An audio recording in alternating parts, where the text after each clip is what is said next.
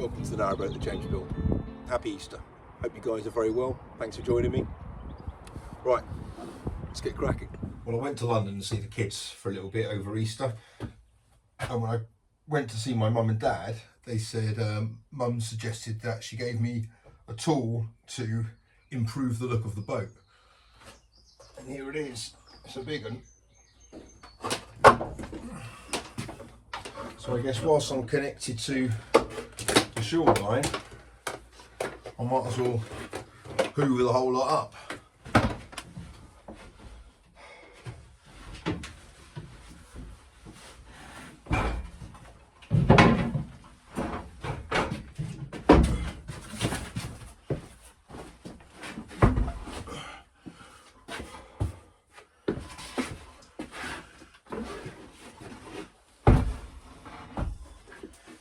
Right, so clearly this is another one of the doors, and what I'm trying to think, or what I'm thinking of, is to make one cupboard door here and one cupboard door here.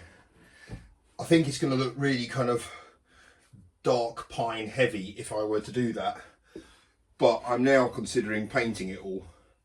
I reckon it's going to look way too much. Saki Bugger said that it's not quite to his taste, and I kind of get what he means. I reckon it's, certainly with those two bits on, it's either going to make or break it. Right, so this is the cupboard I'm going to start with. I'm going to want the cupboard to open this way. The main reason for that is it just makes it easier to, because obviously it's not a very big area, so it's going to make it easier to look and get into that area there if the door isn't in the way. So the door will open this way. The reason I need like a plank here, or a plinth really, is to make sure that the opening of the door doesn't get in the way of the fridge, which will occupy this space here. So I want a nice clearance there, and also it's going to be easier to mount hinges on this side here. So I'll mount the hinges there, it'll open from there. I'll have a little gap in the top there, a little bit like that one, and that'll be the opening, and just magnets to let it stop. So that's the plan for this one, and basically the plan for the other one as well.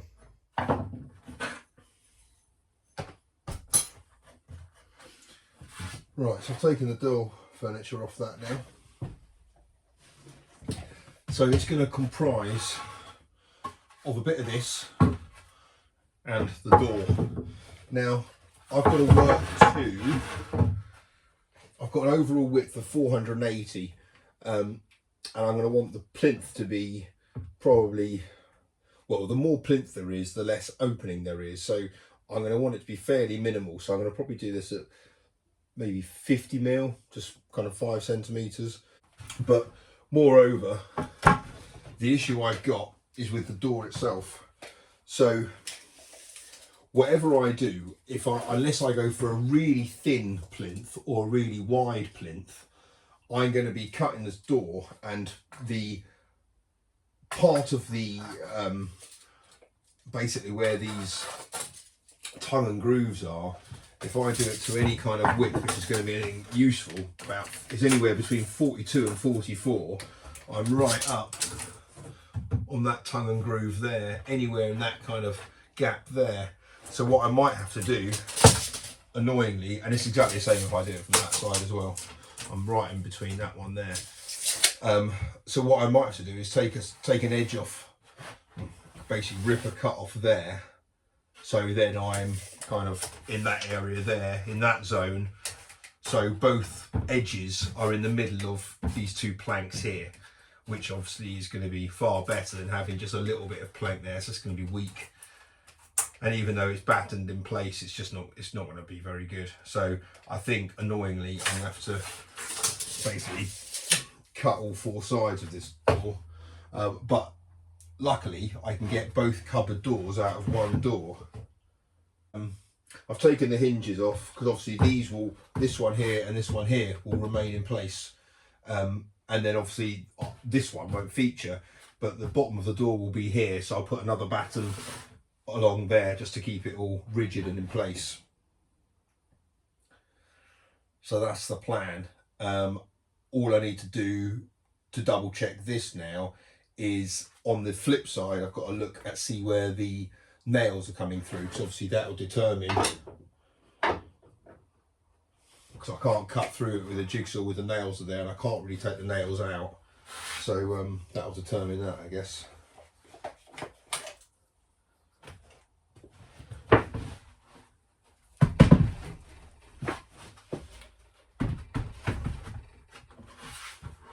And it's covered in blossom as well, which is, you know, pretty but annoying. The 720 is there. So my only danger zone is obviously this area here.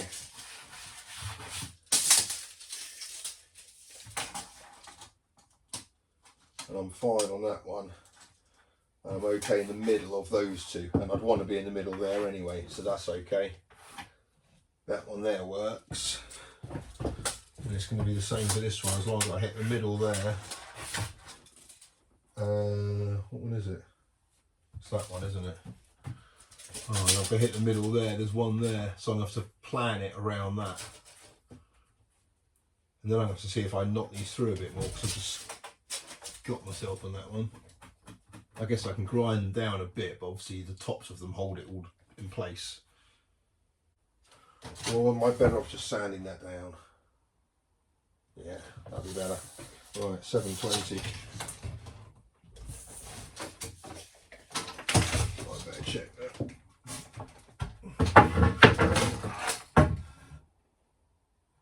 Oh, 790. Does that change anything? No, not really.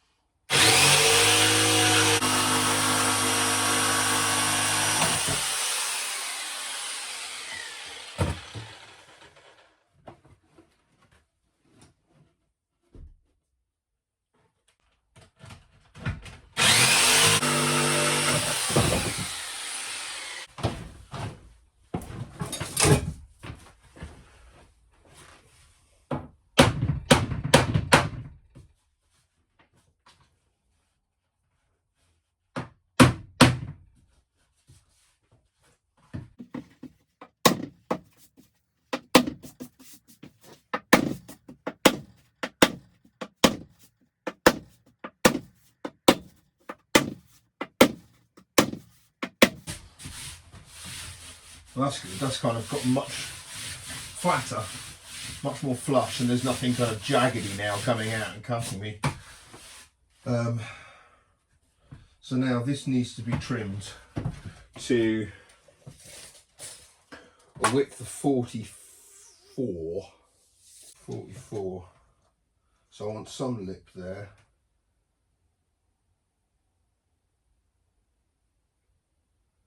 That'll be alright, because that'll give me an overhang of 20 mil, which is enough to put a screw through there and keep this last batten fairly rigid.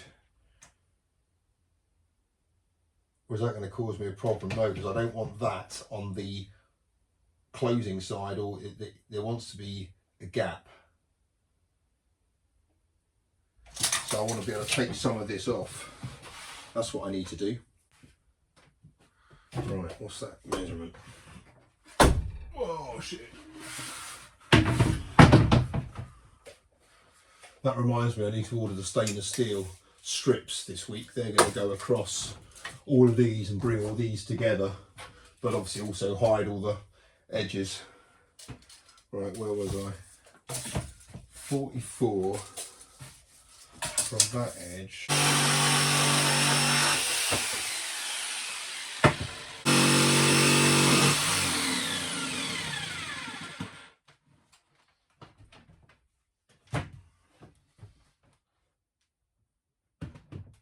I thought that might happen there.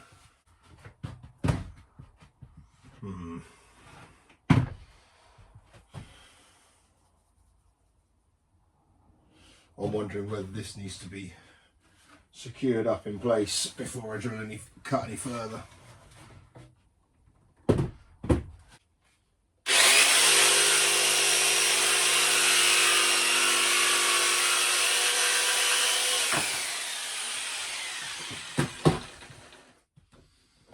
So this batten is just going to go kind of, well, it doesn't really matter really, as long as it's in line with the other one.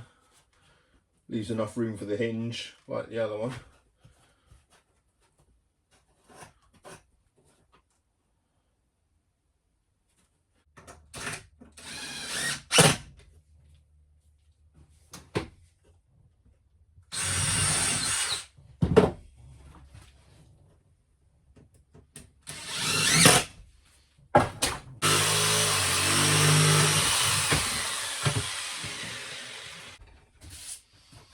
Okay, so that's kind of what it looks like. Still got some nice kind of features with those nails in it. So I'm going to clean this door up. Well, I'm going to cut the other one out. Offer this up. And smile it up a little bit and see what it goes like.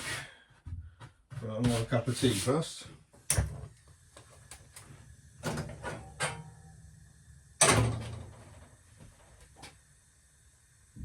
When I'm taking these doors apart, I took the hinges off, and these are decent hinges, like really nice.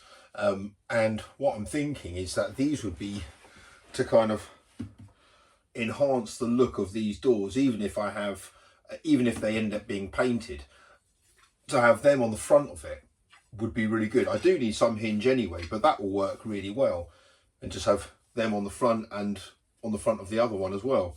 So I'm gonna have a look at the other doors and get some of the best ones. These are a bit rusted, but if anyone can suggest what paint I should use to protect it, I'm guessing, I don't know, maybe like Hammerite, or basically I'd ideally like to use my stove paint, because that's just a black spray paint for metal. It means I don't have to go out and get anything, but that's also the advantage of using these hinges, is that it's kind of, I don't know, it just feels like a fuller repurpose if I do that.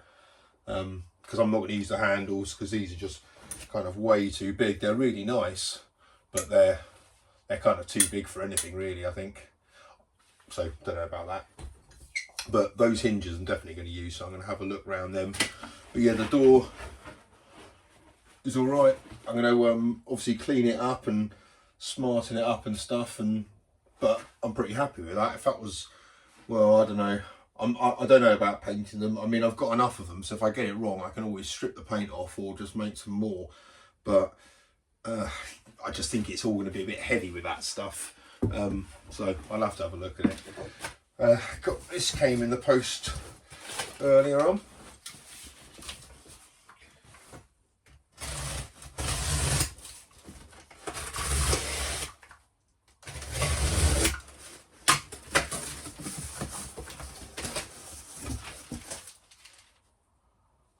Hi James, I have followed your journey since the start. Your strength and determination have encouraged me to keep going. Wow. Good luck and best wishes for the future. Huh. Oh, what a lovely note. Well, I don't know what to say. I just thought I was offering a few insights into doing up an old narrowboat. If anyone can get anything else out of it, then brilliant.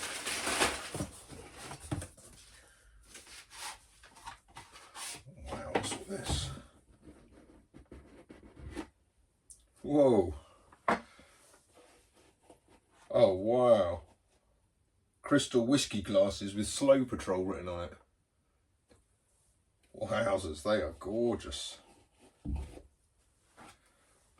What a lovely gift. What a lovely gift.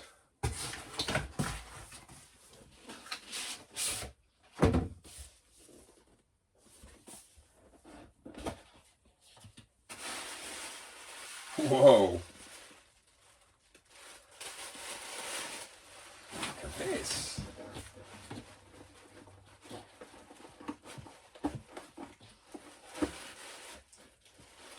I think that's a decanter. It says Slow Patrol is the narrowboat that James built. Wow, what a stunning gift. Oh, I love it. Sloe gin would look absolutely amazing in that. So, thank you. Wow, that's incredible. Kind of, that's one of those gifts that's almost too good to use. That is cool, thank you.